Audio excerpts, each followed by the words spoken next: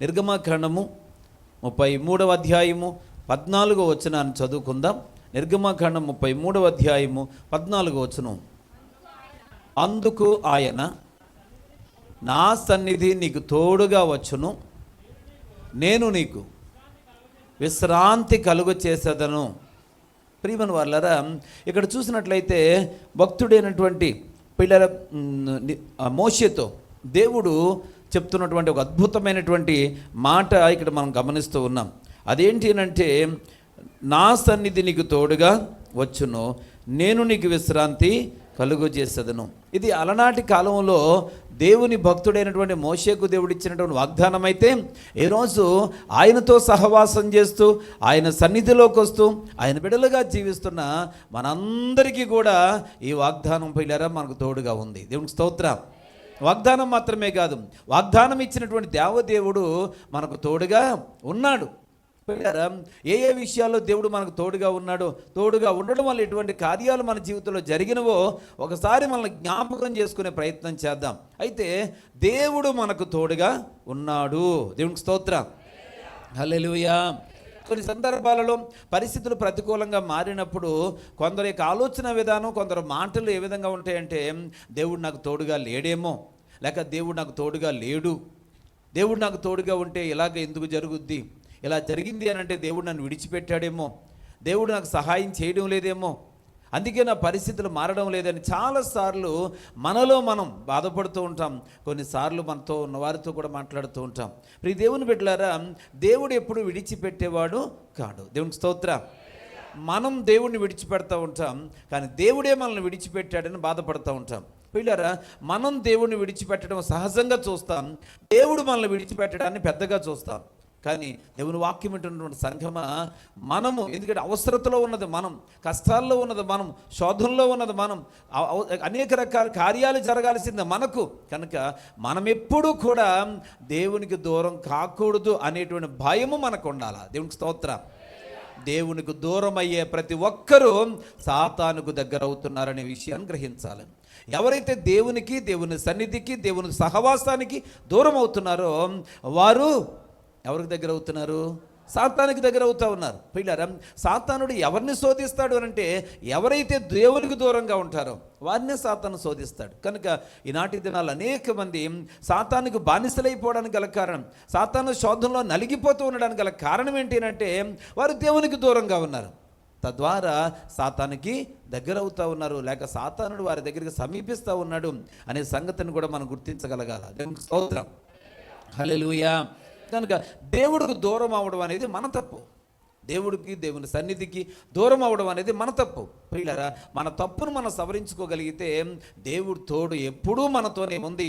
అది ఎంత మాత్రమో ప్రియులారా అసత్యం కాదు. దేవుడు మనతో ఉన్నాడు, ఆయన తోడుగా ఉన్నాడు అనే విషయాన్ని మనం గ్రహించాలి. దేవునికి స్తోత్రం. హల్లెలూయా. ప్రియులారా, దేవుడు మనకు తోడుగా ఉన్నాడు కనుకనే, దేవుడు మనకు తోడుగా ఉన్నాడు కనుకనే కొన్ని కార్యాలు మన జీవితంలో జరుగుతూ వచ్చినాయి.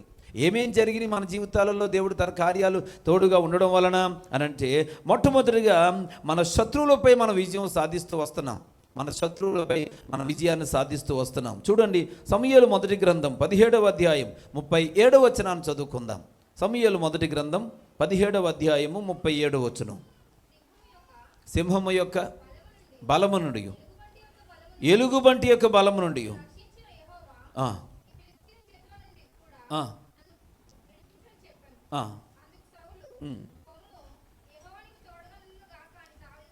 ప్రియులారా, ఇక్కడ దేవుడు తోడు గురించి దావీదు సాక్ష్యమిస్తూ చెప్తున్న మాట ఏంటంటే, సింహము యొక్కయు వెలుగుబంటి యొక్కయు బలము నుండి నా దేవుడు నన్ను ఏం చేశాడు? రక్షించాడు.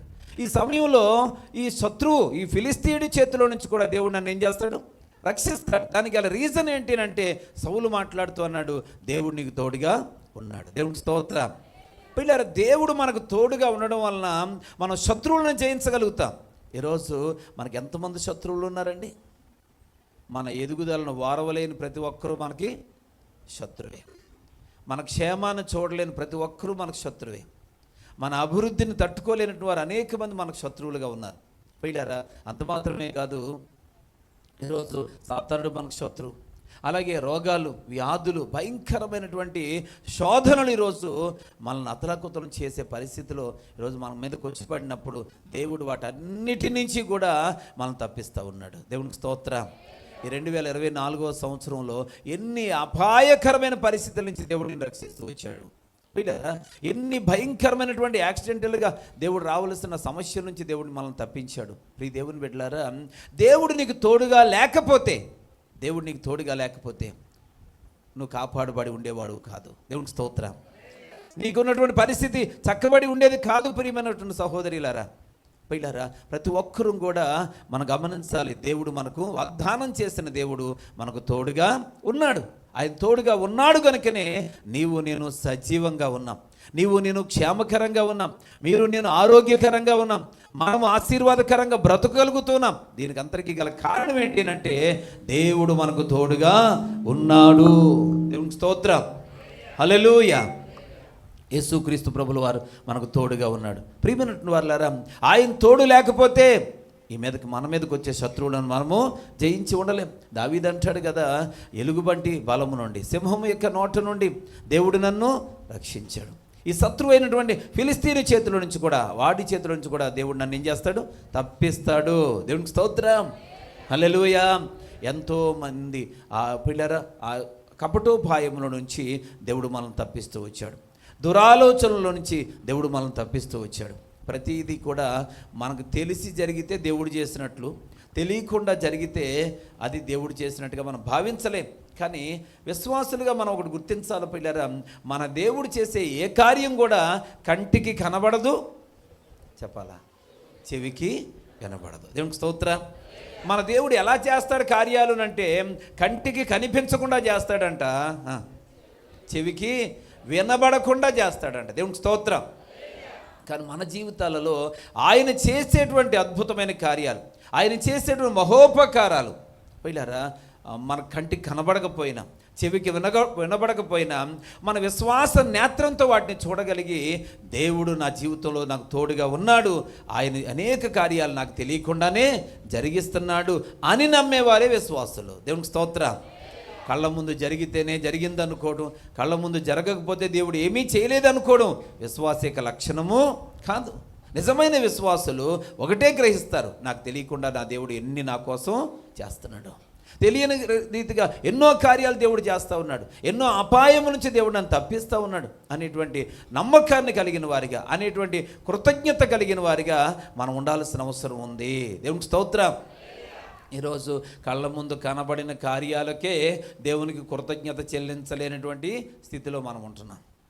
స్పష్టంగా దేవుడు మన జీవితాలు అద్భుతాలు చేస్తే ఆ విషయాలలో కూడా హృదయపూర్వకంగా దేవుని స్తుతించలేనటువంటి పిల్లరా ఆ స్థితిలో, భక్తిహీనతలో ఈరోజు అనేక క్రైస్తవ సమాజం ఉంటా ఉంది. ఇది చాలా బాధాకరమైన విషయం. అయితే వాక్యం బట్టి నేనేమంటున్నానంటే మనకు కనిపించని కార్యాలు ఆయన ఎన్నో చేస్తూ వస్తున్నాడు. అందుకే మనం సుఖవంతంగా సాగగలుగుతున్నాం. ఎందుకంటే ఒకవైపున శత్రువులు, ఒకవైపున సాతానుడు ఎవరిని మృంగుదనాన్ని ఎదుగుతూ తిరుగుతూ ఉన్నాడు, ఏ రకంగా మనల్ని బాధించాలని ప్రయత్నం చేస్తున్నారు. ఇన్ని రకాల భయంకరమైన పరిస్థితులలో మనం క్షేమంగా ప్రయాణం చేసి వెళ్ళి రాగలుగుతున్నామంటే దానికి గల కారణము చెప్పాలా, దేవుడు తోడే. దేవునికి స్తోత్రం. కనుక ఆయన మనకు తోడుగా ఉన్నాడు కనుకనే ఈ దినం దేవుని వాక్యం వింటున్నటువంటి సంఘమా మనమందరమును పిల్లలు అనుకున్నదాన్ని అనుకున్నట్టుగా సాధించగలుగుతూ ఉన్నాం అనే విషయాన్ని మనం గ్రహించాలి.